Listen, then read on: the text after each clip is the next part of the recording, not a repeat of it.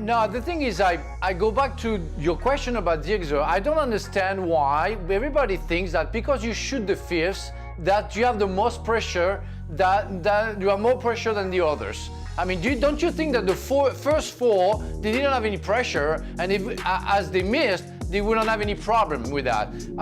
It's all important, and because you are the last, the star position, as we call, because Ronaldo and Messi and some others, Mbappe wanted to shoot the last to get all the lights, the limelight. So I'm fed up with that. I mean, no, the guy come who on, shoot Frank. the first. This is a kid who's been under a lot of pressure. He could have quite easily not made eye contact. I don't want to take it. I don't want to put myself in that position. Yeah, he's got the character. Yeah, but it would have been you without the first four. It would have been useless. I know, but why are you? It's a nice story, and you're turning it into. I don't know why people made a big fuss about this. Anyone can take a fifth penalty. You want to create a nice story about nothing. I mean, that doesn't exist for me. I'm sorry. I've been shooting penalty the first. I was shooting penalty the first. I always scored, but I would have missed. I would have missed. The fifth one would have been useless. We would have lost. So I'm sorry. This story, your beautiful fairy tale, is useless. Frank's got his jersey on. He's ready to go, man. I know. It's his Pelé jersey. Frank's on an island, didn't he? And Mario, I imagine Frank is very much in the minority in that this was a nice story, isn't it? I think it's an important story for him, the way he took that penalty, because him being the last, you understand, I know what Frank says, you can count it out or whatever, but for him, we have to remember, Sirkzee was the kid that was taken off after 30 minutes, walked into the dressing room, walked back, was a good thing that he did, and it comes in a moment like this, taking the winning penalty.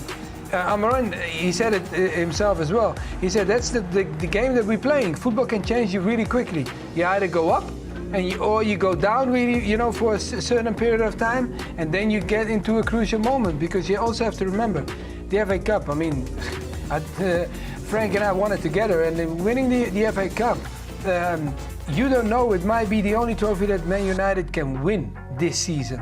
And that is why it's so important. So I understand we can jump about it, but this penalty was a heavy penalty to take, to go into the third round and making sure you knock out Arsenal.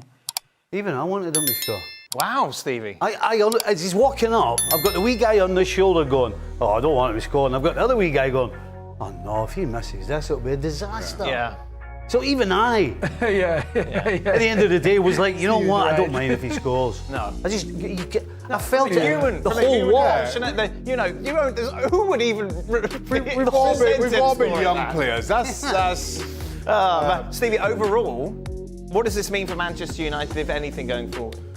Well, I think the biggest thing over the last two games is that United have found a group of players that will run hard for each other. Right. That's the only thing we've found. If you want to start talking about the way they play the game and all the other technical things, then they're not much different. But the one thing that they have shown is that they're going to run an extra yard for each other. This group of players, he seems to have kind of relied on, certainly in the last couple of games, they've got some pride. And that's a good starting point. That's the only place you start. You don't get anywhere unless you've got a group together that's willing to back each other up when it matters and run for each other when it matters. And that's what they've found over the last couple of games. Mario? Yeah, no, he's right. Because they played like the system that they played, it was identical to the system they played against Look. They did well the Liverpool game. They come into this game, did well. We know what they did against City, and took them, maybe 4 games of, conceding 2 goals in each game they played. So now coming into this game, I knew the way they played the tactic, everybody knew. They're gonna sit, they're gonna wait. Arsenal had a tactic of trying to pull them out, going all the way deep in and try to make them open up. And you saw that there were moments where Man United could push all the way to press, and they just waited. And they waited for the break, and the way he took that goal was incredible, Fernandes. And just the way they played, everything worked out. I think there was a game where the 2 captains were very important, and we could see how they demonstrated that Odegaard in picking the ball up in the first half, you know, trying to get to the pockets, and then Fernandes sitting and waiting and being very disciplined. And that's probably the hardest thing that he's playing right now, being disciplined, because he's not a player that likes to sit.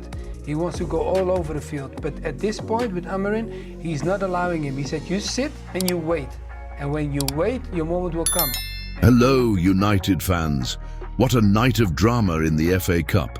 Manchester United knocked Arsenal out in a thrilling third-round clash at the Emirates Stadium, securing victory in a tense penalty shootout after a 1-1 draw in regular time. Let's break down the key moments, tactical highlights, and what this performance tells us about United under Ruben Amorim. United showed incredible grit and resilience despite going down to 10 men after Diogo Dalot's red card in the second half. Bruno Fernandes opened the scoring with a sublime strike, and Arsenal equalized shortly after through Gabriel Magalhaes. But the star of the night? Altay Bayındır. The Turkish keeper made a vital save during the shootout, denying Kai Havertz, and paving the way for Joshua Zirkzee to seal the win with a nerveless penalty. What a moment for Zirkzee. His composure under pressure was simply outstanding. This performance wasn't just about individual brilliance, it was about unity and tactical discipline. Amorim's adjustments after the red card, including repositioning Bruno Fernandes to strengthen the midfield, were key to holding off Arsenal's relentless attacks. The team's defensive structure, led by Harry Maguire, held firm, showing a level of determination and cohesion that's been building under the new manager. Arsenal managed 49 shots across their last 2 matches, but only 1 goal, while United's ability to capitalize on key moments made the difference. This victory proves that when the chips are down, this squad can rise to the occasion. Could this be the turning point for United's season? Let us know your thoughts in the comments below. And remember to like, subscribe, and hit that bell icon for more exclusive United updates. Glory, glory, Man United!